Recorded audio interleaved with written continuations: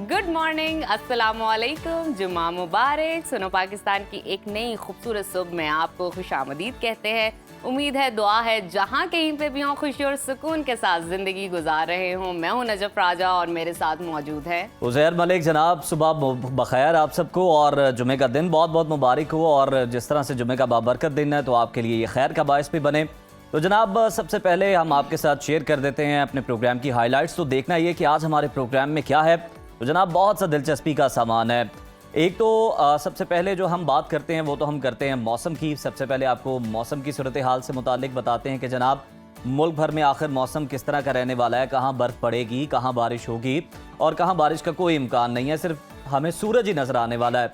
इसके अलावा showbiz industry से कुछ अहम और इंटरेस्टिंग खबरें भी हमारे आज के प्रोग्राम में शामिल हैं। और इसके बाद प्रोग्राम में आपकी मुलाकात करवाएंगे मारूफ कवाल ताहिर मेहदी से और उनसे सुनेंगे खूबसूरत कलाम। और इसके बाद जिक्र होगा हुकूमत और पीटीआई में मुज़ाकरात के हवाले से एक बार फिर से डेडलॉक का शिकार हो गई है। और मईशत की बात करेंगे, आम आदमी स्टॉक मार्केट में कैसे सरमायाकारी कर सकता है, इसके हवाले से भी कुछ इंटरेस्टिंग इन्फॉर्मेशन आपके साथ शेयर करेंगे।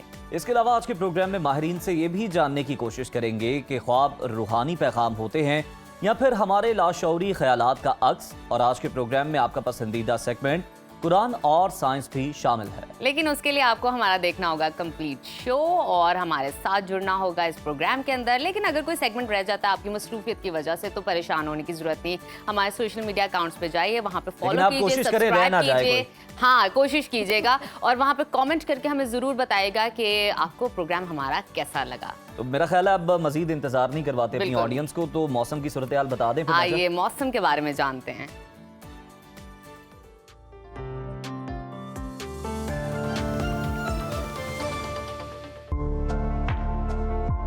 मुल्क में जाड़ा जोबन पर आ गया है और कराची समेत मुल्क भर में सर्दी ने डेरे जमा लिए हैं। मरी, आज़ाद कश्मीर और गिलगित बल्तिस्तान समेत मुतादिद बलाई इलाकों में बर्फबारी से वादियों का हुस्न मजीद सहर अंगेज हो गया है। महकमा मौसमियात ने सर्दी की मौजूदा लहर 15 दिसंबर तक बरकरार रखने की पेशगोई की है। मुख्तलिफ शहरों में मौसम की क्या सूरत हाल है, आइए जानते हैं। सबसे पहले जिक्र करते हैं गिलगित बल्तिस्तान का, जहां खून जमा देने वाली सर्दी का राज है। अस्तोर बर्फबारी के बाद हर चीज ने सफेद चादर ओढ़ ली है। गिलगित में मौसम सरमा की पहली बर्फबारी से दर्जा हरारत मजीद नीचे आ गया है। और अगर हम दर्जा हरारत की बात करें तो कम से कम -2 और ज़्यादा से ज़्यादा 8 डिग्री रहने का इम्कान है। कलों के बादशाह स्कर्दू का जिक्र करते हैं, वहाँ पर कम से कम टेम्परेचर -4 और ज़्यादा से ज़्यादा 3 डिग्री रहने की तवक्को है। महकमा मौसमियात ने आइंदा 24 घंटों के दौरान गिलगित बल्तिस्तान में मौसम शदीद सर्द और खुश्क रहने की पेशगोई की है। और अब बात कर लेते हैं आज़ाद कश्मीर की, जहाँ मौसम शदीद सर्द और मतला जुज़वी अबर आलूद रहेगा। वादी नीलम और लीपा में बारिश और बर्फबारी के बाद कुदरती मनाजिर मजीद दिलकश हो गए हैं। दारुल हुकूमत मुजफ्फराबाद में कम से कम टेम्परेचर 3 और ज़्यादा से ज़्यादा 18 डिग्री रहने का इम्कान है। महकमा मौसमियात के मुताबिक आइंदा 24 घंटों के दौरान आज़ाद कश्मीर में मौसम शदीद सर्द और खुश्क रहने का इम्कान है। और अब आपके साथ शेयर करते हैं खैबर पख्तूनख्वा का मौसम, जहाँ अक्सर अजला में बादल छाए रहेंगे। फूलों के शहर पेशावर में दर्जा हरारत कम से कम 2 और ज़्यादा से ज़्यादा 21 डिग्री रहने का इम्कान है। पाकिस्तान के स्विट्ज़रलैंड की बात कर लेते हैं, जिसको सवात कहा जाता है। वहाँ पर कम से कम टेम्परेचर 1 और ज़्यादा से ज़्यादा 12 डिग्री रहने की तवक्को है। महकमा मौसमियात ने आइंदा 24 घंटों के दौरान खैबर पख्तूनख्वा के ज़्यादातर इलाकों में मौसम सर्द और खुश्क रहने की पेशगोई की है। और अब आपको लिए चलते हैं सुबह पंजाब की तरफ, जहां मरी में बर्फबारी और ठंडी हवाओं के बाद पंजाब भर में सर्दी की शिद्दत में इजाफा हो गया है। दारुल हुकूमत लाहौर में दर्जा हरारत कम से कम 5 और ज़्यादा से ज़्यादा 21 डिग्री रहने का इम्कान है। वफाकी दारुल हुकूमत इस्लामाबाद का तज़किरा करते हैं, वहाँ पर कम से कम टेम्परेचर 0 और ज़्यादा से ज़्यादा 20 डिग्री रहने की तवक्को है।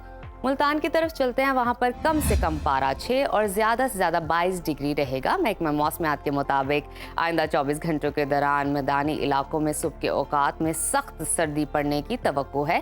किसान महकमा मौसमियात की पेशगोई को मद्देनज़र रख कर अपने मामूलात तरतीब दे सकते हैं। और अब आपको लिए चलते हैं सुबह बलूचिस्तान की तरफ,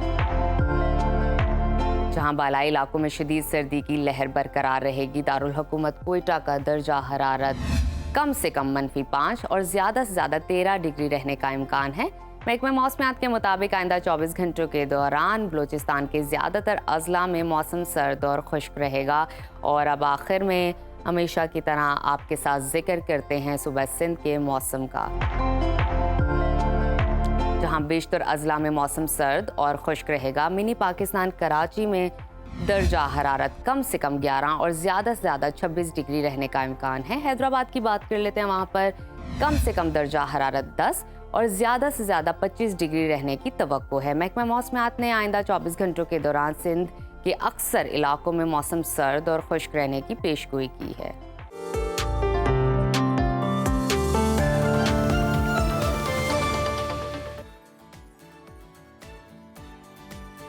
तो नाज़रीन, मौसम की सूरत हाल आपने जान ली। प्रोग्राम में अब वक्त हो गया है हमारे एक बहुत ही खूबसूरत, दिलकश और रंगीन सेगमेंट का, जहां हम बात करते हैं कुछ ग्लैमर की, फैशन की, फैशन की, शोबिज़ इंडस्ट्री की, सितारों की। जानते हैं उनके हाल और गॉसिप्स के हवाले से इंडस्ट्री में क्या चल रहा है, ड्रामे में क्या चल रहा है, OST आजकल ट्रेंडिंग क्या चल रही है। और इस हवाले से हम हमेशा तबसरा करते हैं, राय लेते हैं। एक हमारे पास खास बंदा है जिसको आज हम निकाल ले आए, इस्लामाबाद से ले आए स्टूडियो के अंदर। इस्लामाबाद स्टूडियो से यहाँ तक का सफर करवाया। और क्रिटिक करते हैं। और शुएब, हारून शुएब, कैसे हैं आप? वेलकम हारून, कैसे हैं आप? Thank you so much. आज आप and good to see you here in मिलके स्टूडियो। हमें भी बहुत अच्छा लग रहा है। लेकिन ना दो बदू गुफ्तगू होगी। इसका मजा ही और है। मौजू पे आते हैं। सबसे पहले हमें बताएं कि इस हफ्ते के जनाब कौन से टॉप ट्रेंडिंग ड्रामास थे, क्या कहानियां डाली जो कि अवाम को पसंद आई? ये अच्छा है। क्या देखिए, आज हम आपको प्रॉपर तरीके से पकड़ सकते हैं, आज आप घूम नहीं सकते। कहानियां लिखी थी, क्या कहानियां डाली हैं? डाली बहुत अच्छा था। अच्छा जी, वो जफा ड्रामा अब अपने इख्तिताम की तरफ आ गया, आखिरी एपिसोड आने वाला है। और उसमें जो अब जो नाजरीन का इंटरेस्ट है और जो उसकी TRPs हैं, वो तो दे हैव स्काई रॉकेटेड। सो सहर और उस्मान मुख्तार और मावरा ऑफ कोर्स, तो ये बहुत ही खूबसूरत कॉम्बिनेशन बन गया है। और अब वो जो पूरी कहानी थी वो अपने समेट की तरफ जा रही है, तो लोग उसके साथ बहुत जुड़े हुए हैं। और ये ड्रामा जो है इस हफ्ते टॉप ट्रेंडिंग पे है, तो हम सब ये देख रहे हैं। और हम देखना चाहते हैं कि अब ये दोनों जो हैं, उस्मान मुख्तार और सहर, जिनमें दूरियां पैदा हो गई थी जब उनके इख्तिलाफात हुए, तो अब ये वापस किस तरह यूनाइट होंगे और ये कहानी किस तरह रैप अप तो होगी। हारून, बड़ा OST वैसे के बारे में सस्पेंस क्रिएट किया बताइएगा। था उन्होंने। जी जी, दूरी बिल्कुल का। वो बिल्कुल वो जो है वो खुदकुशी के लिए हाँ चली जी। गई और फिर उसके बाद वो जो है बड़ा अच्छा एक वो ट्विस्ट देखिए, आया। ये स्टोरीज तो फिर हिट होती है ना, जहाँ पे आपको बिल्कुल, बिल्कुल। इमोशंस दिखाने का भरपूर और मौका फिर एक मिले। क्लिफ हैंगर होता है ना, जिसको कहते हैं क्लिफ हैंगर, उस पर छोड़ दिया जाता है और लोग सोच रहे होते हैं कि हुआ नहीं हुआ, क्या अब होगा, होना क्या है आगे? अब क्या आगे क्या होना है, तो वो मजा अच्छा आता है। हारून, म्यूजिक के हवाले से बात कर लेते हैं। बताइए इस वीक का ट्रेंडिंग OST क्या है? अच्छा, OSTs क्योंकि हमारे जो है वो ड्रामों की जान होते हैं, तो वो जो है वो थीम के साथ चलते रहते हैं। लेकिन इवन इस जफा ड्रामे का भी OST बड़ा अच्छा बिल्कुल अच्छा था। लेकिन इस हफ्ते जो है वो इंटरेस्टिंग बात यह है कि OST के बजाय एक शादी का गाना जो कि ड्रामे में इस्तेमाल हुआ, अच्छा? वो बड़ा मजे का जो है वो नाज़रीन ने बहुत पसंद किया। और उसकी भी अच्छा। कुछ खास वजह है। ये आपने इसलिए सेलेक्ट तो नहीं किया नजब का सूट देख के? हाँ, हमने कहा शादी से नजब का लिंक कर अटायर लेते देख हैं। के लेकिन आप दोनों माशाल्लाह बहुत अच्छे लग रहे हैं। थैंक यू सो मच, देखिए, आपके बहुत आज अच्छे लग हमने रहे हैं। जुम्मे के दिन मेहंदी का थीम बना। और शादियों का एक मौसम दूसरे की है, करते हैं तारीफें हम। शादियों का मौसम है, आपको पता ही है। तो वो शादी का गाना बड़ा मजे का एक जो है वो सुन मेरे दिल में आया है। और उसकी खास बात यह है कि तमाम एक्टर्स ने उसकी परफॉर्मेंस दी। और वहाज अली का जो डांस है वो तो वायरल हो गया ना, तो बड़ा अच्छा वहाज ने इसके अंदर कुछ ही स्टेप्स किए हैं, लेकिन बड़ा अच्छा पोर्ट्रे किया है। और वो कहते हैं कि वो जो मेरे तेरे बिन जो था एक ड्रामा, जिसमें वहाज का भी रोल था और यमुना थी, तो उसमें भी एक डांस था जो कि सबीना ने किया था। और वही डांस, क्योंकि सबीना वहाज को उस ड्रामे में उस कैरेक्टर को पसंद करती थी, यहाँ पे वहाज जो है वो दिखा रहे हैं कि जब आपका दिल टूट जाता है, जब दिल टूट जाता है तो फिर आप किस तरह ये तो वही अच्छा चलता हूँ दुआओं में याद याद रखना। अच्छा, ये अगर हम एक्टिंग की बात कर लें तो जोड़ी अदाकारी के की बारे बात में करें। हाँ बताइए। जी, हमें बताएं कि कौन सी जोड़ी जो है हिट रही है इस बार? अच्छा, जोड़ी जो है इस दफा वो अली रजा और अनमोल की मैं कहूंगा इक़्तिदार से। डिफरेंट। वो जनाब उसने तो रिकॉर्ड तोड़ दिए भाई। वो IMDb के ऊपर इंटरेस्टिंग बात ये है अच्छा, कि इससे मैं पहले हम देख रहे थे कि कुबरा के साथ हाँ, कुबरा के साथ उनका वो जो नूरजहां में पेयर नूरजहां था में था। बहुत अच्छा था। लेकिन अनमोल के साथ इक़्तिदार में जब अली रजा आए हैं तो शुरू में हमने इस ड्रामे को कोई ज्यादा घात नहीं नहीं डाली। करवाई। बिल्कुल बिल्कुल, हम तो वही वडेरा सिस्टम दिखाया बिल्कुल हुआ वैसे ही है। और वो जो है वो लड़की उसके अगेंस्ट लड़ रही है आहिस्ता आहिस्ता, फिर शादी हो जाती है। अब समन शाह के घर में पहुंच गई हैं, रुबीना अशरफ समन शाह का किरदार अदा कर रही है, वहां पे आ गई अनमोल।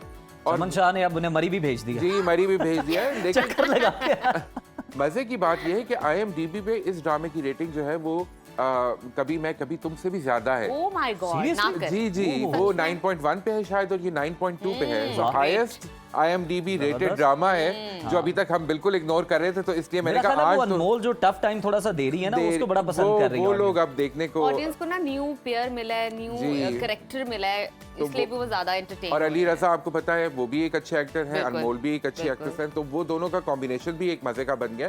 तो अब जो है लोग जुड़ गए हैं इस ड्रामे के साथ। अच्छा हारून, ये तो हो गई जोड़ी। इंडिविजुअली बताएं, इनफरादी तौर पे कौन सा एक्टर एक्ट्रेसेस जो है उसको बड़ा पसंद किया गया, उसकी एक्टिंग स्किल्स को? अच्छा उसे इस हफ्ते तो मैं कहता हूँ कि वो जो बाजी है ना वो वहाज के नाम ही है। ओह, ये जो ड्रामा ये जो मुझे लगा ड्रामा- आप उनके ना ड्रग्स से मुतासिर हुए हैं। आप पर्सनली भी उनको पसंद करते ये जो है ना, कौन नहीं नहीं, करता? मैं इसके वहाज का जिक्र कर रहा हूँ क्योंकि जिस इंसान ने भी इस स्टेज से गुजरा है और हम सब कहीं ना कहीं इस हाय, स्टेज से हाय, गुजरे हाय, हैं, क्या बात। तो वो जो इमोशंस है ना वो हम सबको पता है कि वो बस ना किसी जख्म को- करे दे, आगे चले। बस किसी को नाचने का मौका मिला और किसी को नहीं। किसी ने और किसी ने नचाया। जिन्होंने नचाया अल्लाह उनको भी खुश रखे। देने वाले तेरा भी भला, ना देने वाले तेरा भी भला। अच्छा, अब ये बताएं कि हमने देखा था कि गुज़श्ता दिनों हमने डिस्कस भी किया था आपके साथ जब आप इस्लामाबाद स्टूडियोज में थे कि फ़ात मुस्तफ़ा की जानिब से पहली जी। कोई सुपर हीरो फिल्म बनाने का उन्होंने कोई बिल्कुल। ऐलान किया है। क्या है इसके बारे में खबरें, कब तक है ये? अब बाकायदा तौर पे हम सुन लेंगे कि जनाब आ रही है मूवी, तैयारी शुरू हो रही है? जी, मेरे जो रिसोर्सेज हैं, और हो सकता है मैं गलत हूँ, लेकिन मुझे जो पता चला है वो ये है कि ये एक एनिमेटेड फिल्म होगी और फहाद ओके। उसमें आवाज देंगे अपनी, जिस तरह अच्छा। हॉलीवुड फिल्मों में भी होता है, बड़े बड़े बिल्कुल एक्टर्स सही। जो होते हैं उनके अराउंड एनिमेटेड कैरेक्टर्स बनाए जाते हैं और वो जो है वो सुपर हीरो का किरदार अदा करते हैं और फहाद उसमें अपनी आवाज देंगे। आपने देखा होगा इंडिया में भी शाहरुख खान ने जब किया था, जब लायन किंग जो है वहां पर हिंदी में डब हुई थी, तो शाहरुख एंजेलिना आप खान वहाँ ये- चले गए हैं, आप इधर बात करें ना। रैम्बो ने जो जी, किया था रैम्बो डोंकी ने- राज। और हमजा अब्बासी कर चुके बिल्कुल। हैं बुर्का वेंचर्स में, तो इस तरह जो है वो एक्टर्स अपनी आवाज भी देते हैं नहीं, हम अगर एनिमेटेड फिल्म्स को। इंटरनेशनल लेवल पे बात करें तो एंजेलिना ने भी किया है। बिल्कुल बिल्कुल, अदाकार हॉलीवुड में करते तो हैं अपनी बहुत आवाज बड़े का बड़े हवाला। एक्टर्स जो है वो अपनी आवाज को एनिमेटेड चलें, फिल्म ये तो हमें समझ आ ये गई तो कि बड़ी ये अच्छी इस बात तरह की है। मूवी हाँ, होगी। ये इस तरह की फिल्म होगी जो कि फहाद अच्छा, शायद। मुझे हारून ये बताइए कि आपने गुज़िश्ता रोज जो है एक इंटरव्यू हुआ था नासिर अदीब का, उन्होंने अपने इंटरव्यू में कहा कि रीमा के हवाले से कुछ अजीब व गरीब नामुनासिब अल्फाज भी इस्तेमाल की, बातें भी की, जिस पर जो हमारे शायकीन थे उनको अच्छा नहीं लगा। सोशल मीडिया ने भी रिएक्ट किया उस पर। आप क्या कहेंगे, ये माजरा क्या है, ये स्टोरी क्या है? बहुत जी, उसके ऊपर बहुत बड़ा रिएक्शन आया है और बहुत से अदाकारों ने भी इस पे बात की। बुशरा अंसारी जी का मैं जी, कल देख रहा जी। था कि ब्लॉग था कि नासिर अदीब साहब को पता नहीं क्या हुआ, अगेन उनका ताल्लुक फिल्म इंडस्ट्री से रहा है, सारी जिंदगी उन्होंने अपना करियर यहीं पे गुजारा है। ये सब एक्टर एक्ट्रेसेस उनके कॉलीग्स हैं, उनके साथ के देयर पीयर्स, तो वो उन्होंने और अच्छा कंट्रीब्यूशन किया नासिर साहब ने। लेकिन अब आकर मैं आपको बताऊं, ये जब से ये पॉडकास्ट वाला सिस्टम शुरू हुआ है ना, हर कोई जो है वो पॉडकास्ट पे बैठ के Views कोई कोई ना के कोई लिए। मसाला निकल रहा है। निकलता है और व्यूज के लिए, जिस तरह आप सही कह रही हैं कि बिल्कुल व्यूज के लिए जो है वो एक ऐसी कंट्रोवर्सी क्रिएट कर दी जाती है जिसकी कोई जरूरत हमने नहीं। ये देखा कि इमरान अब्बास ने बड़ा जो दोस्ती है ना रीमा के साथ वो निभाई है, फ्रंट फुट पे आकर उन्होंने बड़ा जी, जवाब दिया है इस बात इमरान पर। अब्बास ने बिल्कुल इसी तरह और बाकी भी तमाम, मिशी खान ने भी बहुत वैसे बोला। मिशी ये खान ने बताएं भी ना, किया। ये जी। क्या मिजाज है हारून कि हमारे जो बुजुर्गाने इंडस्ट्री हैं जी, इन्हें क्या हो जाता है कि ये इस तरह की फिरदौस बातें साहब करना को शुरू देख कर लें, देते हैं। खलील साहब को देख लें, मतलब अब इन क्या नाम नासिर लें साहब किसी को का? देख लें किसी आप। का बिल्कुल, और ये वजह बड़े क्या बड़े है? लोग क्या हैं, हम नफ्सियात इज्जत है करते इसके रहे हैं पीछे? इनकी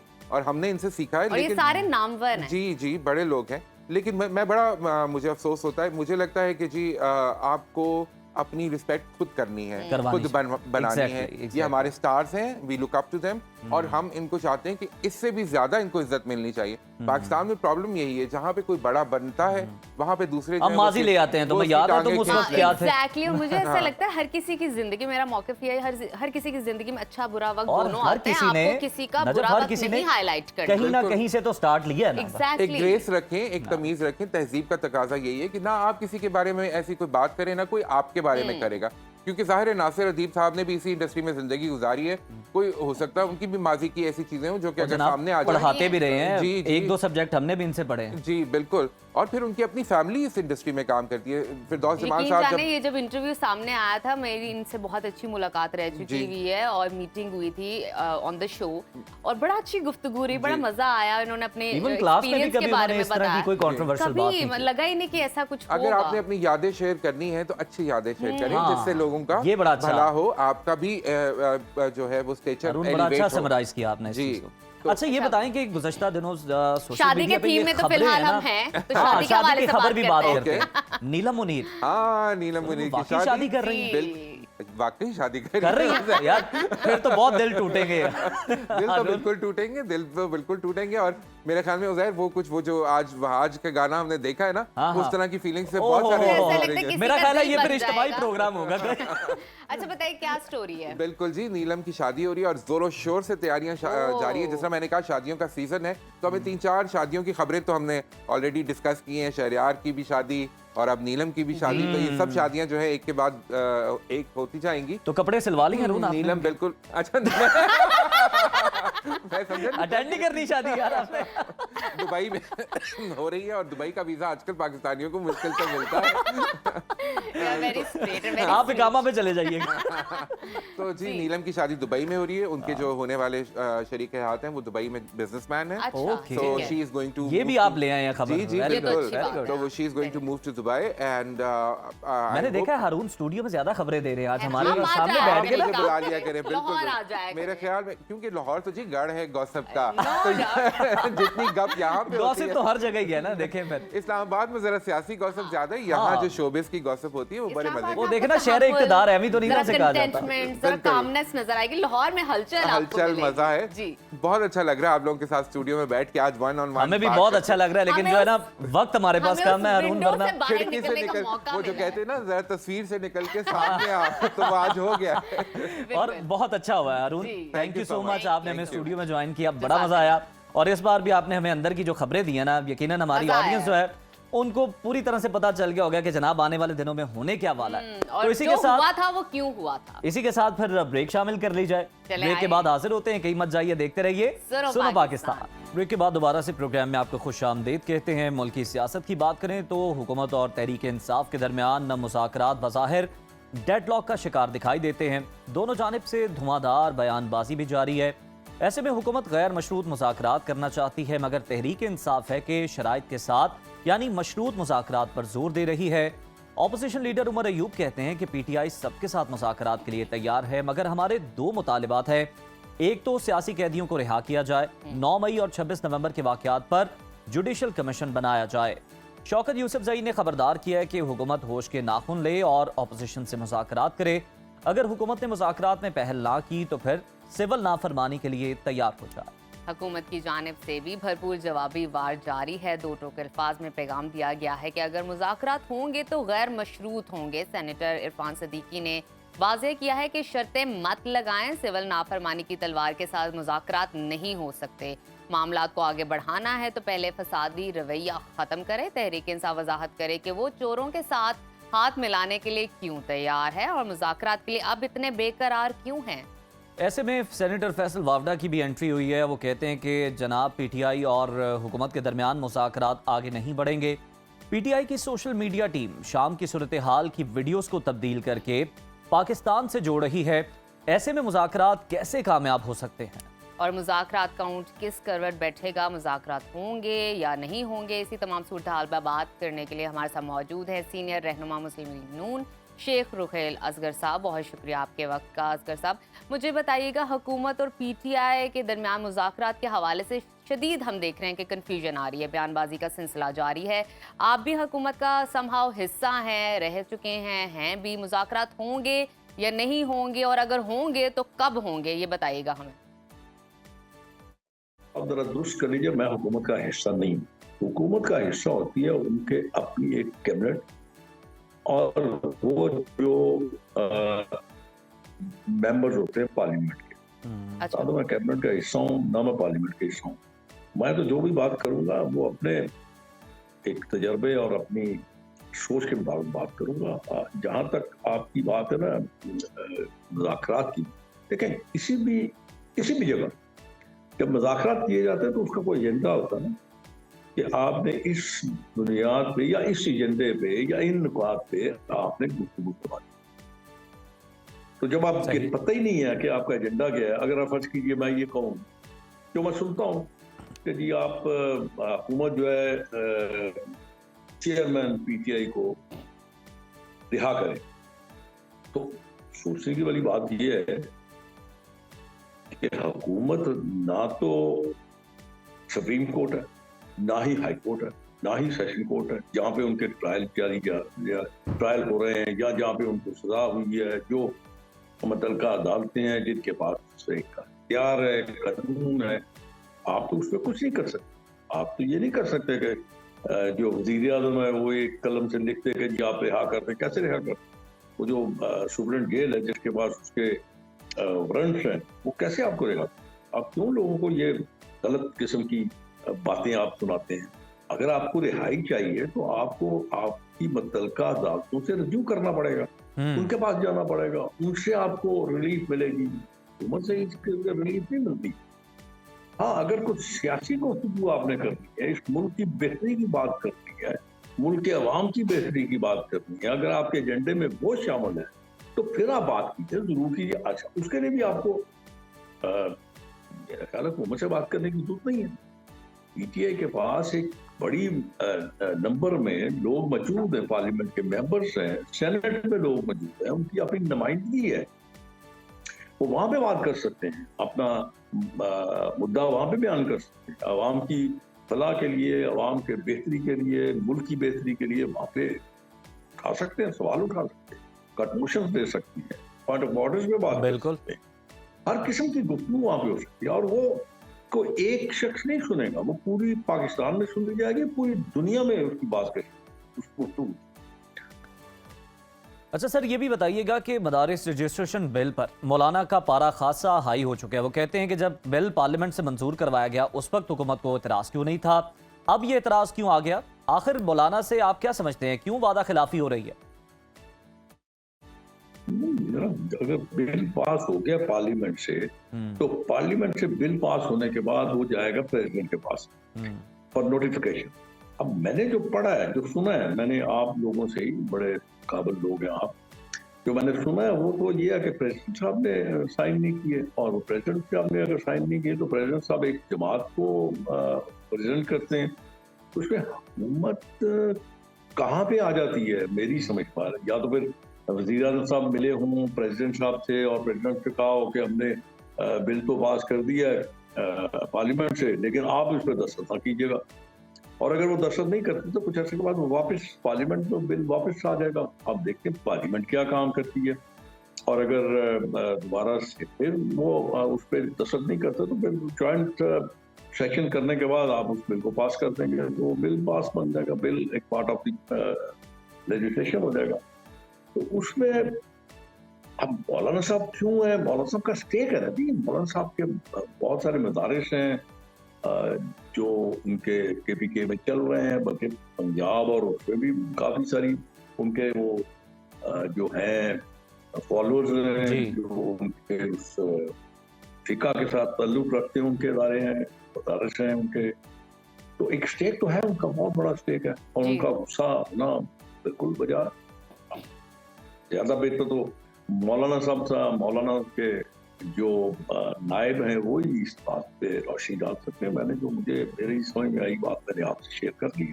रोहिल साहब, हमें इस हवाले से भी आगाह कीजिएगा कि हुकूमत ने वफाकी काबीना में तोसी के हवाले से खबरें आ रही हैं, नवाज शरीफ के दरीना साथियों को नवाजने का फैसला किया जा रहा है। हुकूमत को वफाकी काबीना में तोसी की ज़रूरत क्यों पड़ गई है? काबीना में होता रहता है, कम ज्यादा होता रहता है, और ये बात जहाँ तक मियां नवाज शरीफ के साथियों को शामिल करने की बात है, तो मियां साहब के साथी तो पहले भी कैबिनेट में हैं, सारे मियां साहब के साथी हैं, तो क्या इसाक डार साहब मियां साहब के साथी नहीं है?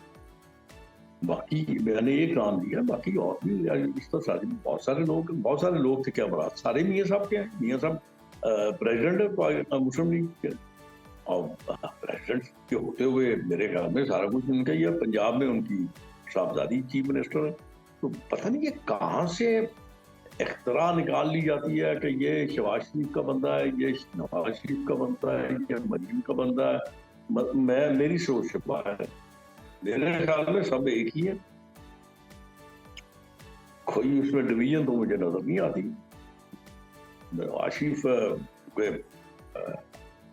सेंटर ऑफ अट्रैक्शन को नवाज शरीफ, अब वो चाहे फर्ज कीजिए किसी जमात का सदर अगर चाहे कि मैंने इस शख्स को बिल्कुल ठीक। बहुत शुक्रिया शेख रोहेल असगर साहब आपके कीमती वक्त का। जनाब, वफाकी काबीना में हम सुन रहे हैं कि तौसी की खबरें तो आ रही हैं, और ये शेख रोहेल असगर साहब भी ये कमेंट कर रहे थे कि जनाब ज़रूरत है, ऐसा होता रहता है, लेकिन गरीब मुल्कों में ये बड़ा मुश्किल हो जाता है, क्योंकि जितनी काबीना फैलेगी फिर उतना खर्चा भी बढ़ेगा, फिर मिनिस्टर्स की जो हैं तनख्वाहें, TADA, और फिर उनके जो प्रोटोकॉल्स आएंगे, सफ़र के अखराजात हैं, फिर गाड़ियाँ हैं जनाब, तो ये खर्चा तो बढ़ता है। मेरा ख्याल है गरीब मुल्क इतनी बड़ी जो है कैबिनेट वो अफोर्ड नहीं कर सकता, लेकिन खैर जनाब जो इक़्तिदार में है करना तो वही है उन्होंने, हाँ। और मानना भी पड़ेगा। जैसे कि वो कह रहे थे कि सभी उनके ही बंदे हैं, तो उनको पता नहीं है कि ये इस्तिलाह कहाँ से निकाल दी जाती है। तो इसी बात के साथ हम लेते हैं छोटी सी ब्रेक के बाद बहुत सारे इंटरेस्टिंग सेगमेंट्स हैं, तो आपने कहीं नहीं जाना, देखते रहिए सुनो पाकिस्तान।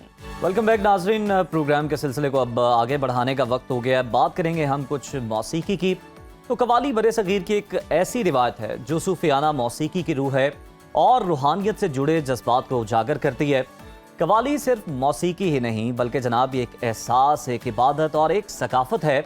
बरे सगीर में अमीर खुसरो को कवाली का बानी माना जाता है और इस रिवायत को कई अजीम कवालों ने आगे बढ़ाया, जिनमें सर फहरिस्त नुसरत फ़तेह अली खान, अजीज़ मियाँ और साबरी बरादरान के नाम सर फहरिस्त हैं। कवाली ना सिर्फ रूहानियत को फ़रोग देती है बल्कि दुनिया भर में बरे सगीर की सकाफत को मुतारिफ करवाने का जरिया भी बनी। इस रवायत को आज भी कई बासलाहियत कवाल जिंदा रखे हुए हैं जो सूफियाना कलाम को अपनी मुनफरिद आवाज़ों और धुनों के जरिए पेश करते हैं। इसी रवायत को मद्देनजर रखते हुए आज हमने अपने शो में मदऊ किया है मारूफ सूफी कवाल को ताहिर मेहदी साहब को। बहुत शुक्रिया आपके वक्त का। ताहिर साहब, आपसे तो मज़ेदार सा सवाल एक माइंड में आ रहा था कि कवाली ने आपका इंतखाब किया या आपने कवाली का इंतखाब किसको किया? चुना? मैंने कवाली का इंतखाब किया। कवाली ने मेरा इंतखाब और ये भी अर्ज कीजिएगा इसका बैकग्राउंड क्या है, कि आपकी फैमिली में कोई और है कवाल? नहीं, मेरी फैमिली में तो बैकग्राउंड में कोई ऐसा कवाल नहीं है, लेकिन मैंने बड़ा इंटरेस्टिंग है। मैंने गज़ल सीखी थी। अच्छा। और मैं गज़ल का ही स्टूडेंट हूँ, लेकिन मुझे लगा कि मुझे मेरा ये जो अंदाज़ है मुझे कवाली को मेरा ख्याल है फिर ताहिर साहब अगर आपने चूज कर ही लिया तो फिर आज हमें कुछ सुना भी दें। तो क्या सबसे पहले सुनाने वाले हैं हमारी ऑडियंस को? मैं चाहता हूँ कि सुबह का वक्त है और जुमे का दिन है जनाब। जुमे का दिन है तो जनाब रिसालत इमाम सल्लल्लाहु अलैहि वसल्लम। जरूर जी।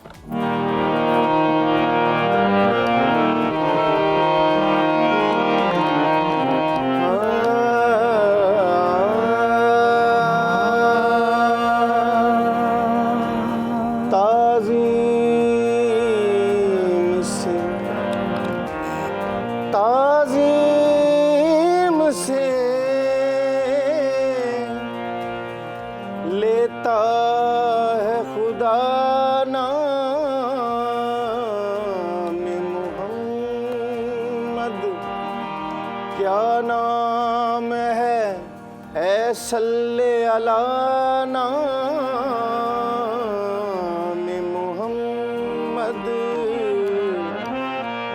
याद नबी का गुलशन महका, याद नबी का गुलशन महका, महका लगता है। याद नबी का गुलशन महका, महका लगता है। याद नबी का गुलशन महका, महका लगता है। याद नबी का गुलशन महका, महका लगता है। महफिल में मौजूद है आका, ऐसा लगता है। महफिल में मौजूद है आका, ऐसा लगता है।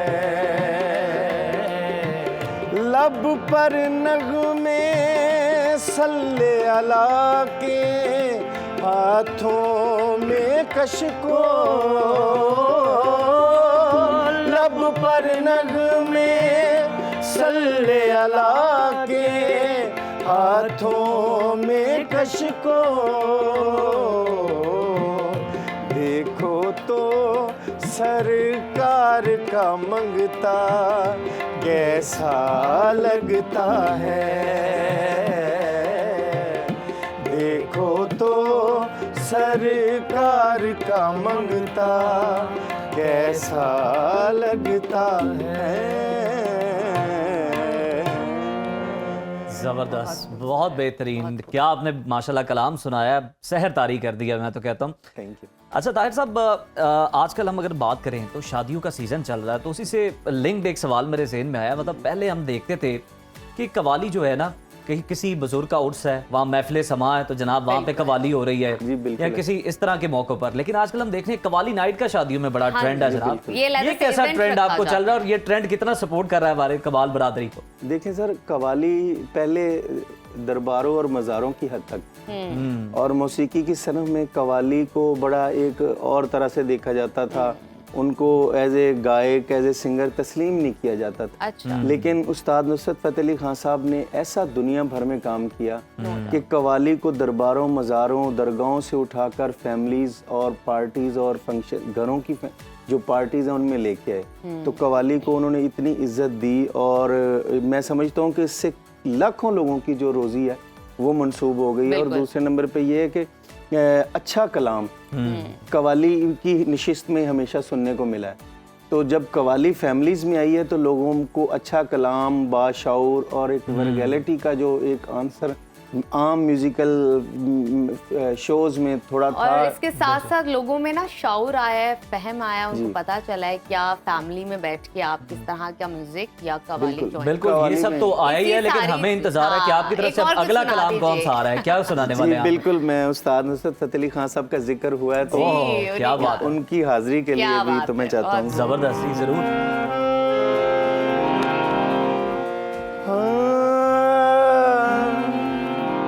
उम्र जलवों में बसर हो ये ज़रूरी तो नहीं, हर शबे गम की सहर हो ये ज़रूरी तो नहीं, नींद तो दर्द के बिस्तर पे भी आ सकती है, तेरी आगोश में सर हो ये ज़रूरी तो नहीं। आँख उठी मोहब्बत ने अंगड़ाई ली, आँख उठी मोहब्बत ने अंगड़ाई ली, दिल का सौदा हुआ चांदनी रात में। आँख उठी मोहब्बत ने अंगड़ाई ली, दिल का सौदा हुआ चांदनी रात में। आँख उठी मोहब्बत ने अंगड़ाई ली, दिल का सौदा हुआ चांदनी रात में। आँख उठी मोहब्बत ने अंगड़ाई ली, आँख उठी मोहब्बत ने अंगड़ाई ली, दिल का सौदा हुआ चांदनी रात में, दिल का सौदा हुआ चांदनी रात में।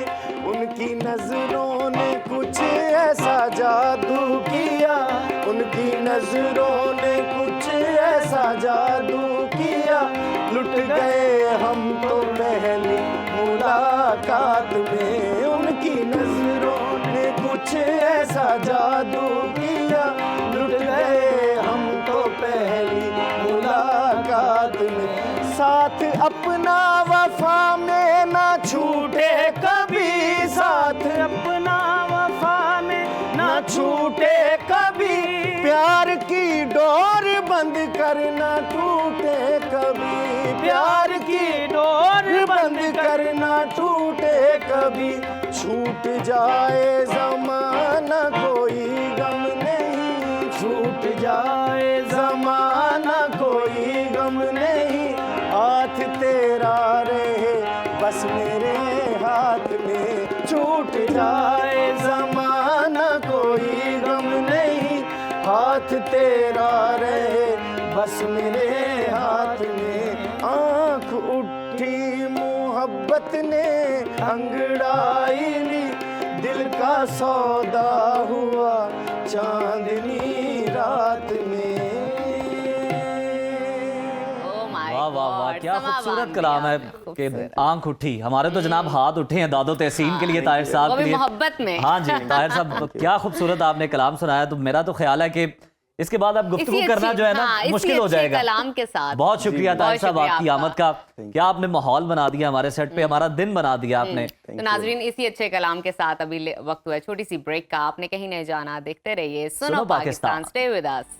Welcome back to Suno Pakistan. नाजरीन, ख्वाब हमेशा से इंसानी जहन पर एक पहेली की तरह साबित होते हैं। तो नहीं होगा, जहन पर असर भी देते हैं ख्वाब, और कोई इन्हें रूहानी पैगाम समझता है तो कोई इन्हें लाशौरी ख्यालात का अक्स। जदीद तहकीक आपके साथ शेयर करते हैं, इंसान अपनी जिंदगी के तकरीबन 6 साल ख्वाब देखने में गुजार देता है। और पूरे कितने होते हैं? और ये भी एक अच्छा सवाल है। और हर रात कमोबेश 90 मिनट्स तक वो ख्वाब देखता है। वाह जी वाह। और दिलचस्प बात मैं भी आपको कोई बता दूं, जी जी जरूर। ख्वाब सिर्फ रात के वक्त सोने तक महदूद नहीं है, बल्कि ये इंसान के जज्बात, यादों और ज़हनी कैफियत का आईना भी होते हैं। और मेरा पर्सनली ख्याल है, ये कोई रिसर्च नहीं है, कि दिसंबर में ज्यादा आते होंगे। अच्छा। क्योंकि गहरी नींद लेते हैं ना। हाँ, तो जनाब साइंस के, मैंने तो अपना बता दिया, साइंस ये कहती है कि नींद एक खास मरहले जैसे रैपिड आई मूवमेंट या फिर रेम भी जिसे कहा जाता है, इसके दौरान ख्वाब देखने का अमल तेज हो जाता है। और यही वो वक्त होता है जब दिमाग भी सबसे ज्यादा फाल होता है। लेकिन सवाल ये है कि ख्वाबों की हकीकत क्या है? ये महज एक इंसानी सरगर्मी है या इसके पीछे कोई रूहानी या मेटाफिजिकल एस्पेक्ट्स मौजूद हैं? ये जानने की आज हम कोशिश करेंगे। इस वक्त हमारे साथ स्टूडियो में मौजूद हैं मारूफ एस्ट्रोलॉजर। हमेशा से हम इनके ख्वाबों इनसे बात करते हैं सितारों के हवाले से, लेकिन आज हम ख्वाबों के हवाले से बात करेंगे। समराना शाह, बहुत वेलकम शुक्रिया। आज आप एंजल की तरह बिल्कुल तशरीफ लेकर आई हैं। आपने लिबास भी कुछ वैसा ही पहना है, तो आज हमें आप भी तारीफ करें जवाब में कि आपने भी अच्छा पहना, मायू का ड्रेस पहना है। आप हमेशा ही खूबसूरत लगती हैं। समराना, आप वैसे ही बहुत अच्छी हैं। वो जो है जितनी अच्छी है ना उतनी अच्छे अल्फाज हैं आपके। अच्छा मुझे बताइए, ये अंजुमन सताइश बामी, वाह जी वाह। और कुछ रह गया? नहीं, शुरू करें। बहुत शुक्रिया। अच्छा, ख्वाबों की हकीकत क्या है और ये इनके आने की वजूहात क्या होती हैं बेसिकली? अच्छा जी, अगर हम ख्वाबों को लिया जाए तो फिर सबसे पहले मैं कहूँगी कि इस्लामिक तौर पे जो इन ख्वाबों की ताबीर उनकी अहमियत है, वो आप हज़रत याकूब के दौर से जो है वो स्टार्ट होता है। फिर उसके बाद हज़रत यूसुफ अलैहिस्सलाम के पास जो है बाकायदा ख्वाबों की ताबीर जो थी वो अल्लाह ताला ने उनको ये नॉलेज दी हुई थी, सितारों का इल्म और ख्वाबों की ताबीर। फिर हज़रत मोहम्मद सल्लल्लाहु अलैहि वसल्लम से एक रिवायत है कि वो सुबह के टाइम पे जो है वो बैठते थे सहाबाए कराम के पास और उनको कहते थे कि आप अपने ख्वाब बताएं। मतलब ख्वाबों की अहमियत ऑब्वियसली इन बातों से जाहिर हो जाती है हमारे मजहबी हवाले से। फिर ये है कि साइंटिफिकली कई जो है वो तहकीकें जो है इस बात पे जारी की जा चुकी हैं ख्वाबों की ताबीर के हवाले से। इवन जो हमारी रूह है वो बाकायदा ट्रैवल करती है ड्यूरिंग जो ख्वाब होता है। हमारी रूह जो होती है बाकायदा उस टाइम पे बॉडी के अंदर नहीं होती, वो ट्रैवल करती है और जाके जो है दूसरे वर्ड से नींद को कहा जाता है आदि मौत। एग्जैक्टली, खास तौर पे। अच्छा, ये इसको हम पैरेलल्स भी जिसमें आते हैं कि सम टाइम आप जैसे डर के उठ जाते हो और आप बेसिकली क्या होता है, रूह जो होती है आपकी बॉडी के बाहर उस टाइम होती है, फिर सडन जब रूह वापस आती है अपनी पोजीशन पे। ये तो एक साइंटिफिक तहकीक का मैंने जो है आपको रेफरेंस दिया है। आप डीप स्लीप की शायद बात कर रही हैं, बिल्कुल डीप स्लीप या पैरेलल स्लीप भी जिनको कहते हैं। अक्सर आपको बोझ फील होता है, आप सडन आप डर जाते हो, तो ये भी अच्छा समराना, ये तो बात होगी, मतलब ये ख्वाब इस तरह के आते हैं, बिल्कुल है।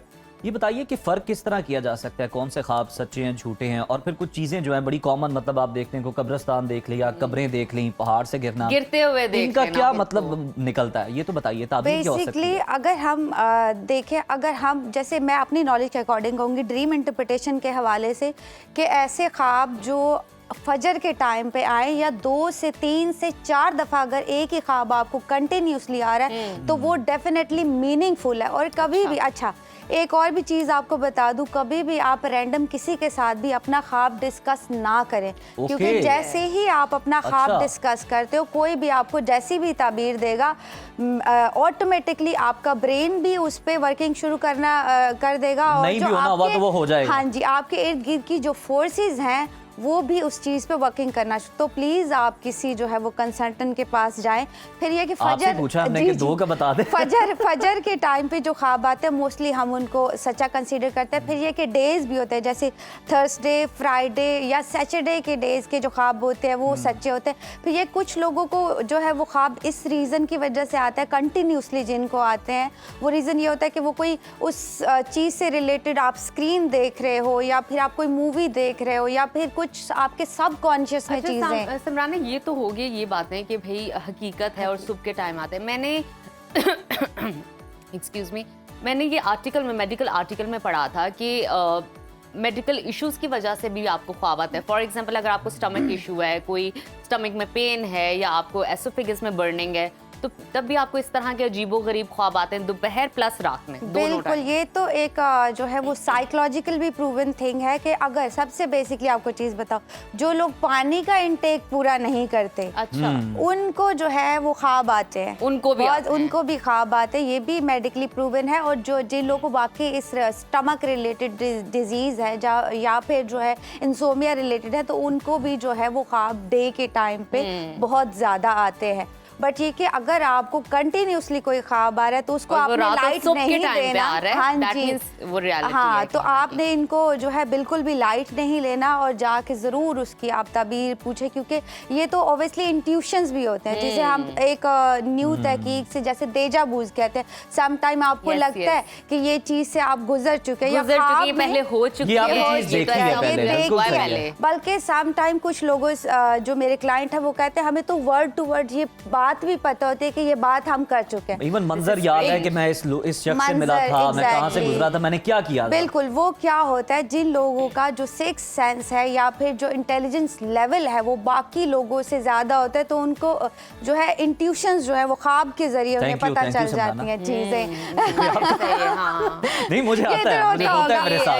रियलिटी है। आई नो ये पाइसेस है तो उनकी इंट्यूशंस बड़ी स्ट्रांग होती है। हाँ, तो ये अच्छा, कुछ लोगों के साथ ये होता है और बहुत सौ के साथ होता है। मेरा ख्याल उन्हें एक्सप्रेस ही नहीं करना आता, वो बता ही नहीं पाते ये क्या होता है। नहीं पाते ये क्या है, लेकिन इसके पीछे जो है ज़रूर आप इसको सर्च करें। और ये क्लियर इंट्यूशन, ख्वाब तो अल्लाह ताला भी कहता है कि मैं ख्वाब से आपको बताता हूँ कि आप इस चीज़ से अवेयर हो जाए। शायद वो किसी मुसीबत से, जैसे अभी जिक्र हुआ कि हम सम टाइम ख्वाब देखते हैं ऊंचाई से हम गिर रहे हैं, कब्रिस्तान में है, बहुत लोगों का ये ख्वाब होता है। फिर ये कब्रिस्तान में जो ख्वाब है इस तरह के, तो इस तरह के जो ख्वाब होते हैं वो एक तो डीफेम, जब भी ऊंचाई से गिरते हो तो मतलब आप अपना सदका देना जो है वो गोश्त खास तौर पे सदका देना शुरू कर दे, क्योंकि आप डीफेम हो सकते हो, ठीक है, जवाल की तरफ आप जा रहे हो। तो ये आपको क्लियर इंडिकेशन ये है। फिर ये है कि कब्रों को देखना या फिर जो है वो मरे हुए लोगों को, बड़े लोगों का ये सवाल होता है, उनको देखना अच्छा है या बुरा है।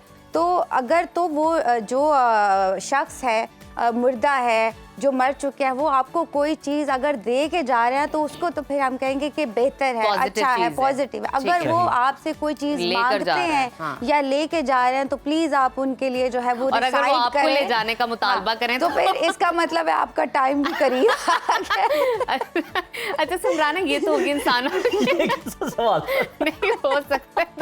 अच्छा मुझे ये बताइए, अगर आप अजीबोगरीब नहीं, ये कुछ लोग डरा रही हैं। नहीं, वो ये भी तो मुतालबा कर सकते हैं, आप मेरे साथ चले। जब आपका दादा आए ख्वाब में और दादा ने कहा कि आप मेरे साथ चले या आओ, मैं तुम्हें वो जगह घुमाता हूं। बाकायदा आते हैं जब आप मरने के करीब होते हो। अच्छा सिमराना, क्या आपको ये कुछ आता तो नहीं है ख्वाब? नहीं, मुझे आया हुआ है ना तो बचपन में। अच्छा मुझे ये बताइए सिमराना, एक तो ये इस तरह की चीजें ख्वाब में आना, दूसरा कॉकरोच आना, छिपकली आना, क्रोकोडाइल आना, ये तो ख्वाब छोड़े, हकीकत में भी खवातीन को डराती हैं चीजें। ये जो चीजें हैं, और फिर किसी जानवर का पीछे लग जाना और आप भाग रहे हो और भागते जा रहे हो, छुप रहे हो, तो फिर उस सिचुएशन में क्या है? अच्छा जी, एक तो ये जो गलाजत से भरी हुई चीज़ है, जैसे छिपकली देखना, काकरोच देखना, गंदगी देखना, गंदी चीज़ें देखना, क्रोकोडाइल देखना, ये मोस्टली ये सिम्टम्स होते हैं जादू या बद नज़र के, स्पेसिफिकली जादू के।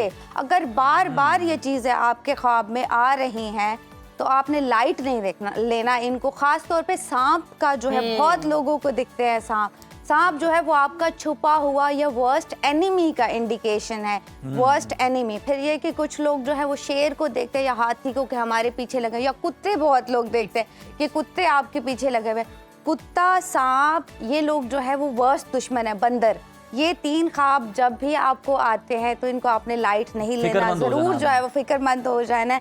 फिर ये है कि शेर, अगर शेर या हाथी अगर आप देखते हो आपको कोई नुकसान नहीं देते, तो वो जिसे कहते हैं लीडरशिप जो है या फिर बादशाहत से रिलेट इनको किया जाता है 2 जानवरों को, तो ये अच्छे हैं। लेकिन ठीक है। अगर ये आपको नुकसान पहुंचा रहे हैं तो फिर यह है कि आपके किसी ताकतवर दुश्मन से आपको नुकसान का इंडिकेशन हो सकता है।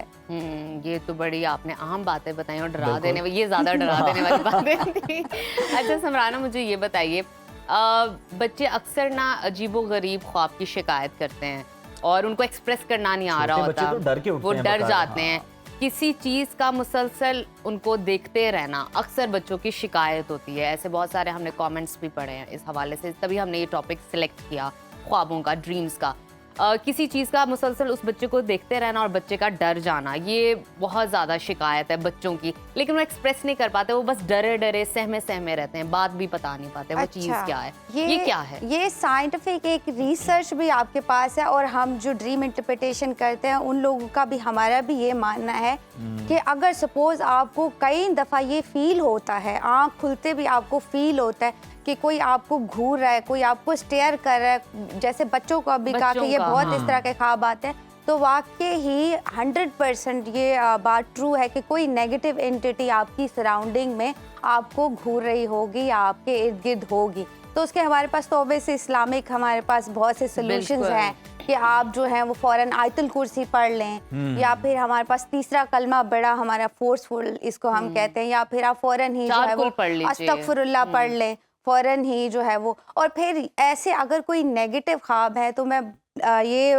इस पे जो है वो जोर देकर ये कहना चाहूँगी कि किसी को आप मत वो सुनाएं, ठीक है? नेगेटिव ख्वाब भी मत नेगेटिव सुनाएं। ख्वाब जो है वो खास तौर पे अगर आपको आता है तो आप किसी से वो डिस्कस ना करें। हाँ, सिर्फ अगर कोई जानने वाला है तो आप उससे डिस्कस करें, अदरवाइज आप या तो उसको इग्नोर कर दें, अगर वो बार बार आ रहे हैं तो किसी कंसल्टेंट आपका आज का मैसेज यही है कि ख्वाबों को खबर ना बनाएं। बिल्कुल ठीक है जी, ये बहुत बेहतरीन। तो वाकई जी ये किसी को बताना नहीं चाहिए, क्योंकि आप जो सोचते हैं ना, जो आपके माइंड में चल रहा होता है वो फिर एक्चुअली भी आपके साथ हो जाता है। तो जनाब इसके साथ ही ब्रेक शामिल करते हैं, ब्रेक पे चलते हैं, आप कहीं मत जाइए, देखते रहिए सुनो पाकिस्तान। प्रोग्राम में नाजरीन दोबारा से आपको खुशामदीद कहते हैं। नाजरीन, आपने सड़कों पर, चौकों चौराहों में, सिग्नल्स पर आपने देखा होगा कि ख्वाजा सराओं की बहुतात होती है और वो वहाँ पे आपको मांगते हुए दिखाई दे रहे होते हैं और लोगों का उनके साथ जो एटीट्यूड है वो भी कोई बड़ा पॉजिटिव नहीं होता। तो कुछ ऐसी मिसालें भी हमारे माशरे के अंदर बड़ी अच्छी, बड़ी ज़बरदस्त मौजूद हैं कि किस तरह से वो ख्वाजा सराओं की फलाह बहबूद के लिए काम कर रहे हैं, उन्हें माशरे का कारामद शहरी बनाने के लिए अपनी तमाम तवानाइयां लगा तवानाई। और साथ ही साथ उज़ैर, मुझे ऐसा लगता है इस तरह के कामों को हाईलाइट करने की जरूरत है कि जहाँ पे एक वो ख्वाजा सरा है और वहाँ पे ये ख्वाजा सरा और दूसरी तरफ खाली दुनिया ही नहीं, उनकी आखिरत भी, दुनिया और आखिरत दोनों संवारने का कुरान की तालीम देते हैं और साथ साथ दूसरे फील्ड्स के काम भी सिखाते हैं। तो आइए, रुबीना यूसुफ हमारे साथ है, उन्होंने ये पैकेज क्रिएट किया बड़े मजेदार किस्म का, आइए सब मिलकर एंजॉय करते हैं। आज हम मिलवाएंगे आपको उन अजीम इंसानों से जो हमेशा मुआशरती नज़रअंदाज और तफरीक का शिकार रहे हैं, जिन्होंने ज़िंदगी की महरूमियों को ठुकराकर बाहिम्मत और पुरज़्म इंसान बनने का इरादा किया है। हम बात कर रहे हैं ट्रांसजेंडर कम्युनिटी की, जिन लोगों ने मुआशरे में अपना मकाम हासिल करने के लिए अभी तक मुसलसल कोशिशों में मसरूफ़ हैं। और बहुत सारे हमारे जो ट्रांसजेंडर्स हैं वो एक आला मकाम भी हासिल कर चुके हैं। जो इशारों पर थे, नाच गाना करते थे, उन लोगों ने उसको छोड़ने के लिए एक स्टेप लिया है कि यहाँ पर एक अनुषा ताहिर हैं, जिन्होंने इनको एक बाइज़्ज़त शहरी बनाने का ख्वाब देखा है और वो पूरा करने के लिए भी कोशिशें कर रही हैं। यहाँ पर इनको सिलाई कढ़ाई सिखाई जाती है, कुरान की तालीम दी जाती है। तो आइए उनसे मुलाकात करते हैं और उनकी जो ज़ुबानी, उनकी कहानी सुनते हैं कि क्या मुआशरा उनके साथ क्या बर्ताव करता है। तो मेरे साथ रहिए।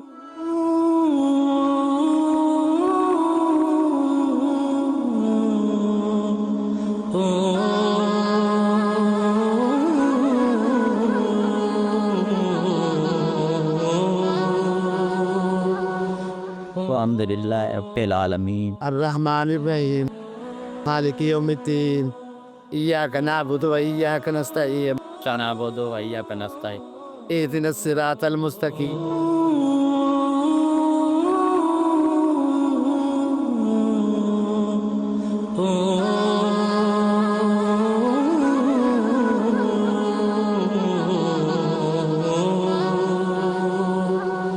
यहाँ पर भी ख्वाजा सराओं के पीछे जिनको कुरानी तालीम दी जा रही है और हुनरमंद बनाया जा रहा है, सिलाई कढ़ाई सिखाई जा रही है, तो उसके पीछे एक बाहिम्मत खातून अनुषा ताहिर का हाथ है। आज उनसे मुलाकात करते हैं। अस्सलाम वालेकुम। अस्सलाम वालेकुम।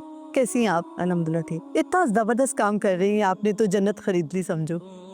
हाँ थैंक यू। कहाँ से शौक़ पैदा हुआ, किस उम्र में थी कि आपने ये ख्वाब देखा कि आप जो ख्वाजा सरा हैं उनको आप एक मुआशरे में एक मकाम दे सकें?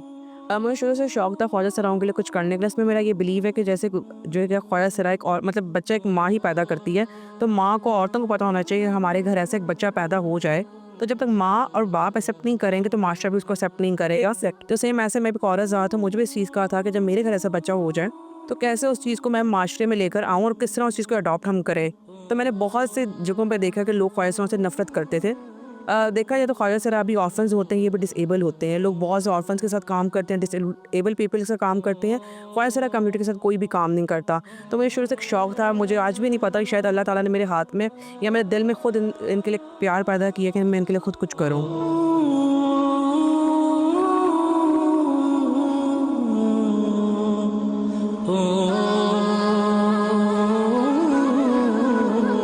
बताइएगा कि क्या कभी सोचा था कि इस तरह से आपको इतनी इज्जत मिलेगी, एक घर मिलेगा, फिर आपको नाच गाना और ये मांग वगैरह छोड़कर कुरान की तालीम भी सिखाई जाएगी? मैंने एक दीनदार घराने में आँख खोली और दीनदारी ही देखी अपने माँ बाप से, बहन भाइयों से। तो उसके बाद इधर आई मैं अपनी कम्युनिटी में।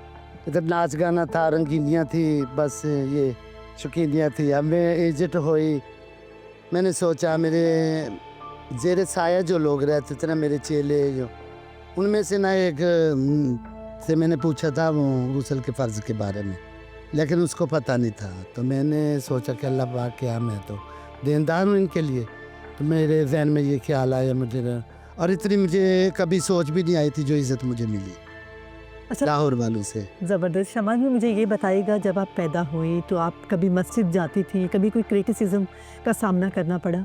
जाती थी, दीनदार घराना था, जाती थी, तब जाना छोड़ दिया था। इन मुसलमानों ने मुझे मस्जिद आना छुड़ा दिया था कि ऊटेंगबाजी करते थे, बातें बनाते थे, दिल दुखी होता था, तो मैंने जाना छोड़ दिया। आपके कितने बहन भाई हैं? माशाल्लाह 4 बहन हैं, 4 भाई हैं। तो आप उनसे मिलती हैं अभी? नहीं। क्यों नहीं मिलती हैं आप? 3 तो पले बड़े हैं, जब से पैदा हुए हैं, अभी जवान हो गए हैं। 2 बहनों की शादी हो गई, मैंने अपने अभी तक नहीं देखे। तो क्यों आपको उन्होंने बुलाया नहीं, आप खुद नहीं गई, क्या वजह पेश आई? मैं जाने का कहती भी हूँ तो इनकार भी नहीं करते। उनके बुलाने में ऐसा होता है कि इनकार ही समझते कि आपके घर वाले भी अब आपको एक्सेप्ट नहीं करते हैं? नहीं करते। कभी बहुत उदास हो जाती हैं तो क्या करती हैं? कभी फ़ोन करती हैं, क्या करती हैं?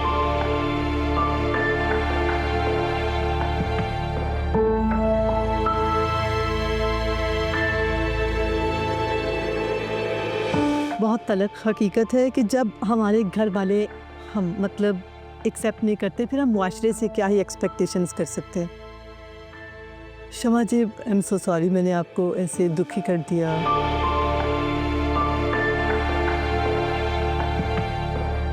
कुछ कहना चाहती हैं आप अपने घर वालों से? शायद वो हमें देख रहे हो इस वक्त।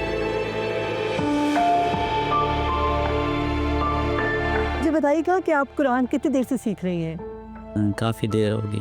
काफ़ी देर हो गई है। कितने सुपारे आपने पढ़ लिए हैं? तकरीबन वैसे तो पूरा पढ़ लेती हूँ, देख के हिफ्ज़ नहीं किया अभी। ज़बरदस्त। अच्छा कशिश, मुझे ये बताइएगा, जब आप पैदा हुई, आप मस्जिद में जाती थी, तो कितनी देर तक आप मस्जिद में जाती रहीं? शुरू से छोटी उम्र से ही मस्जिद में माँ बाप भेजते थे, नमाज़ पढ़ो ऐसे वगैरह, स्कूल वगैरह सारा कुछ इनके वो डिसिप्लिन था नमाज़ पढ़ने का। तो फिर आप जाती रही, फिर आपने रोका क्यों अपने आप को? फिर आपने जाना बंद क्यों किया? फिर वो हमें जो खामी होती है वो सामने ज़हर होने लगती है। फिर लोग बातें करते हैं, ये ऐसे है, ये ऐसे है, तो फिर उससे ना थोड़ी नर्वसिंग हो जाती है इंसान को, फिर वो बाहर निकलना छोड़ देता है या ऐसे किसी के सामने आना छोड़ता है, इसी वजह से।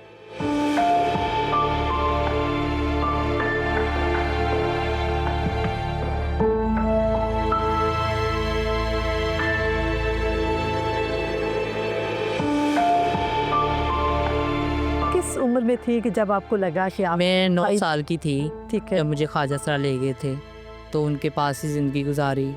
फिर जब जवान हो गई थी तब आई थी अपने मैके। जो आपके घर वाले हैं उन्होंने आपको उनके हाथों किया था या खुद गई थी? नहीं, मुझे वो खुद ही ले गए थे। किस तरह ले गए? आए ना ख्वाजा सरा हमारे गांव में उधर बधाई लेने के लिए, तो उन्हें पता चला कि ये हमारी चीज़ है, तो वो मुझे लेके चले गए थे। मेरे माँ बाप से चोरी लेके चले गए। तो आप रोती नहीं थी? आपको कहाँ लेके जा रहे हैं? काफ़ी हालात ख़राब हुई थी वहाँ पे, काफ़ी अर्सा गुजारा उनके साथ, तो याद आती थी माँ बाप की। तो जब भी याद आती थी रो के चुप कर जाते थे। साथ में जो दोस्त वगैरह सहेलियाँ होती थी वो चुप कराती थी।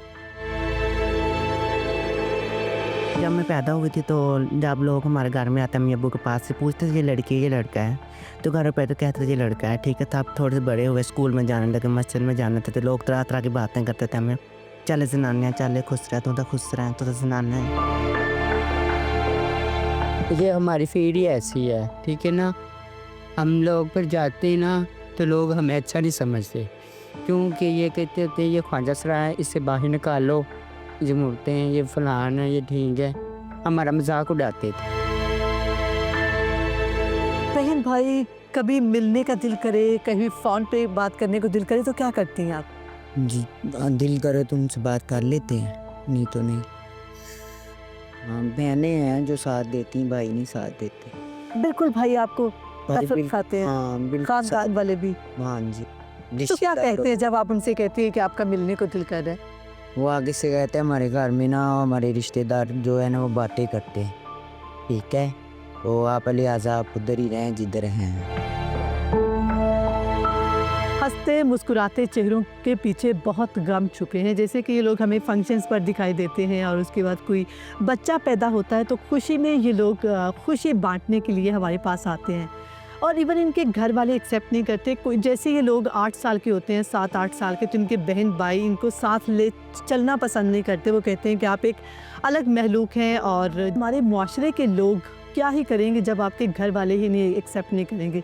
तो मुझे लगता है कि हमें बहुत ज़्यादा अल्लाह ताला से खौफ करना चाहिए, हमें डरना चाहिए कि अल्लाह ना करे कि हमारे घरों पर भी ऐसा कुछ हो सकता है।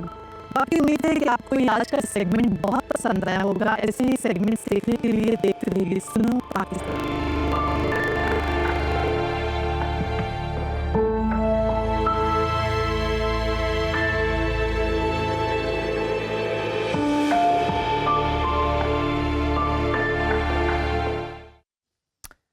क्या ज़बरदस्त जो है रुबीना ने काम किया है, और जिन लोगों के पास रुबीना गई हैं वो इतना अच्छा काम कर रहे हैं और लोगों की दीनों दुनिया संवार रहे हैं, ख़ास तौर पर ख्वाजा सराओं की। तो इसको जितना तारीफ़ किया जाए, जितना अप्रिशिएट किया जाए, उतना कम है। आगे चलते हैं और ख़बर शामिल करते हैं प्रोग्राम में। जनाब, पाक चीन ताल्लुकात को मजबूत बनाने के लिए की जाने वाली एक अहम पेशरफ सामने आई है।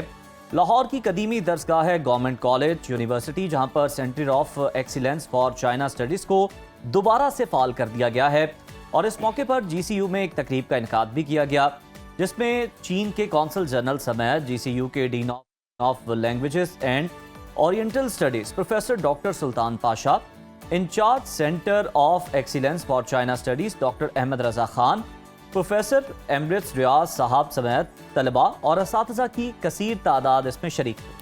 तकरीब से खिताब करते हुए चीनी काउंसलर जनरल का कहना था कि ये सेंटर ना सिर्फ तलबा को तहकीक के मौके फराहम करेगा, बल्कि पाक चीन दोस्ती को भी एक नई जहत देगा।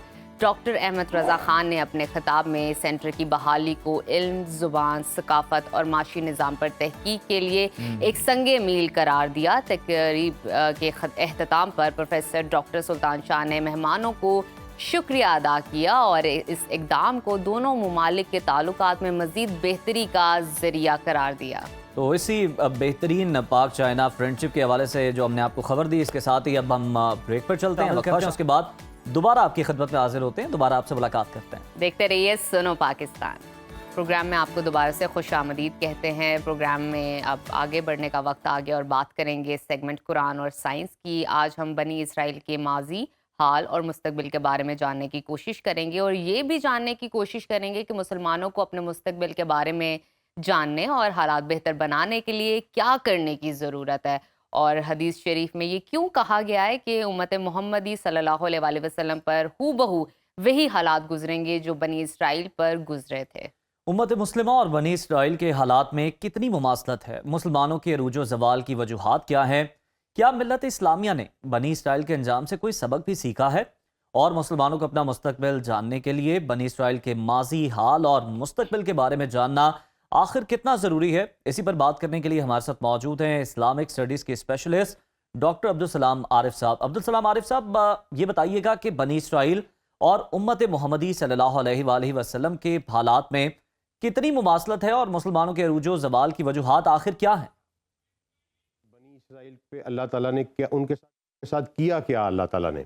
तो सबसे पहले मैं दो हदीस बयान करना चाहता हूँ। एक बुखारी की हदीस है जिसमें नबी करीम सल्लल्लाहु अलैहि वसल्लम ने कहा कि जिस तरह पिछली उम्मतों ने किया है मेरी उम्मत भी हूबहू वही करेगी, गज ब गज, बलिश्त ब बलिश्त, बिल्कुल वही काम करेगी जो पहली उम्मतें करती रही हैं। और यहाँ तक कि अगर उनमें कोई गो के सुराख में घुसा है तो तुम भी उस गो के सुराख में घुसोगे। तो साहबा ने पूछा कि या रसूलल्लाह, पहली उम्मतों से मुराद ये यहूद व नसारा हैं? तो नबी सल्लल्लाहु अलैहि वसल्लम ने फरमाया वो नहीं तो और कौन है? इसके बाद एक हदीस तिरमिज़ी में है, नबी करीम सल्लल्लाहु अलैहि वसल्लम ने कहा कि मेरी उम्मत पर वही हालात जो हैं वो गुजरेंगे, हूबहू, ये लफ्ज़ यूज़ किया कि हूबहू वही हालात गुजरेंगे जो बनी इसराइल के ऊपर गुजरे। और इसलिए अपना मुस्तकबिल जानने के लिए, अपने हाल को बेहतर बनाने के लिए इनका माजी हाल और मुस्तकबिल पढ़ना जो है ये बहुत ज़रूरी है, क्योंकि हमारे नबी सल्लल्लाहु अलैहि वसल्लम ने यह डिग्री दे दी है कि वही कुछ गुजरेगा जो कुछ इन पे गुजरा। अब कुरान जो सूरह बनी इसराइल की पहली आयत के बाद शुरू कर रहा है कि हमने मूसा को किताब दी और जो हदायत थी बनी इसराइल के लिए। इस पे गौर करें कुरान के इस जुमले के कि मूसा को जो किताब दी गई वो हदायत थी बनी इसराइल के लिए, और हमारे मोहम्मद मुस्तफ़ा सल्लल्लाहु अलैहि वसल्लम को जो किताब दी गई वो हदायत थी तमाम इंसानों के लिए। ये एक मेजर फ़र्क है हमारे स्टेटस में, उम्मत मोहम्मदी के स्टेटस में और उम्मत मूसा के स्टेटस में, कि मूसा को जो किताब दी गई वो सिर्फ उनके लिए हदायत थी, जबकि हमें जो किताब अनायत की गई हमारे नबी सल्लल्लाहु अलैहि वसल्लम के ज़रिए वो तमाम इंसानियत के लिए हदायत थी। तो अल्लाह ने कहा, पहले तो इनको ये कह के पुकारा कि ए नूह के साथ कश्ती पर सवार होने वालों की औलाद। अब ये क्योंकि नूह के वक़्त पूरी जो है नूह अलैहिस्सलाम के सलाब में पूरी दुनिया जो है वो तबाह कर दी गई थी और इंसानियत नए सिरे से बिल्ड की गई थी। तो ये जो बनी इसराइल हैं ये उन्हीं लोगों की औलाद हैं जो नूह के साथ कश्ती पे सवार हुए थे। अब वो नूह के बेटे थे या कोई और लोग भी हो सकते हैं, लेकिन बहरहाल ये उन लोगों की औलाद हैं, ये कुरान ने कहा कि जो कश्ती पे सवार हुए थे। और साथ उन्हें कहा कि हमने तुम्हारे बारे में किताब में लिख दिया था कि तुम 2 दफ़ा ज़मीन पर फसाद करोगे और मैं तुम्हें 2 दफ़ा अजाब दूंगा। इसका मतलब ये है कि बनी इसराइल की कौम की तारीख़ है वो ये है कि 2 इनके अरूज हैं और 2 इनके ज़वाल हैं, और यही हालात हूबहू हमारे ऊपर गुजरने हैं। तो पहले ये देख लेते हैं कि इनके 2 अरूज कैसे हैं। तो जब मूसा अलैहिस्सलाम इनको ले आए वहाँ से मिस्र से और ये आबाद हो गए फ़लस्तीन में, तो तालूत अलैहिस्सलाम ने पहली इनकी सल्तनत कायम की। फिर वो सल्तनत दाऊद अलैहिस्सलाम को मिली और दाऊद के बाद सैयदना सुलेमान अलैहिस्सलाम आए खिलाफत के ऊपर, बादशाहत के ऊपर, और उस वक़्त दुनिया की एक ऐसी हुकूमत इनकी इस्टेब्लिश की गई जिसकी कोई मिसाल जो है वो इंसान की तारीख़ में नहीं मिलती। इतनी अजीम शान हुकूमत और इतनी बड़ी सुपर पावर थे ये दुनिया की कि वहाँ पे जाके अल्लाह ने कहा कि मैंने तुमको जहानों पर फजीलत अता किया है। और सैयदना सुलेमान अलैहिस्सलाम को जो हुकूमत दी गई वो ना सिर्फ इंसानों और ज़मीन के ऊपर हुकूमत थी, वो समंदर पे भी हुकूमत थी, वो हवाओं के ऊपर भी हुकूमत थी, वो परिंदों के ऊपर भी हुकूमत थी, वो जानवरों के ऊपर भी हुकूमत थी, और इवन वो जन्नात के ऊपर भी जो हुकूमत थी। यानी ऐसी हुकूमत सैयदना सुलेमान अलैहिस्सलाम से पहले ना किसी को दी गई और ना बाद में दी गई। ये इनका इंतहाई अरूज था, बनी इसराइल की कौम का इंतहाई अरूज था। उसके बाद फिर इन्होंने बदमाशियाँ शुरू की, इन्होंने अल्लाह की किताब को बदला, इन्होंने मुख्तलिफ तावीलें निकाली अल्लाह की आयात की, अल्लाह के अहकामात को बदला, और फिर क्या हुआ, अल्लाह ने इनको जवाल का शिकार किया और इनके ऊपर बख्त नसर को मुसल्लत किया। नेबुकदनेस्सर जिसको कहते हैं, वो इराक से आया, बेबीलोनियन का बादशाह था, वो इराक से आया, उसने इन पर हमला किया और इनकी ईंट से ईंट बजा दी। और वो खूबसूरत तमीर जो सैयदना सुलेमान अलैहिस्सलाम ने की थी, एक मिरेकल था वो इंसानी तारीख़ का, उसको उसने मसमार कर दिया, और इस तरह मसमार किया कि एक ईंट भी उसकी नहीं छोड़ी, जिसको हैकल सुलेमानी कहते हैं, हम उसको बैतुल मक़दस कहते हैं या मस्जिद सुलेमान या मस्जिद अक्सा कहते हैं। तो उसने तबाह किया और इनकी औरतों की असमत दरी की। कुरान ये कहता है कि फिर इनको ग़ुलाम बनाया और इनको वो अपने साथ इराक़ में ले गया। पूरी की पूरी कौम को वो बांध के अपने साथ इराक़ ले गया। जो काम करने के काबिल नहीं थे उनको कत्ल किया, इनकी औरतों को ग़ुलाम बना लिया गया और अल्लाह ने इनके ऊपर एक बुरा अजाब मुसल्लत किया जिसमें ये सदियों रहे। उसके बाद इन्होंने फिर तौबा की, नबूवत का सिलसिला फिर इनमें जारी हुआ। अल्लाह के अंबिया आए, इन्होंने उनकी बात मानी, तौबा की, तो अल्लाह ने साइरस के ज़रिए, ईरान का जो बादशाह था साइरस, उसके ज़रिए इनको निजात दी।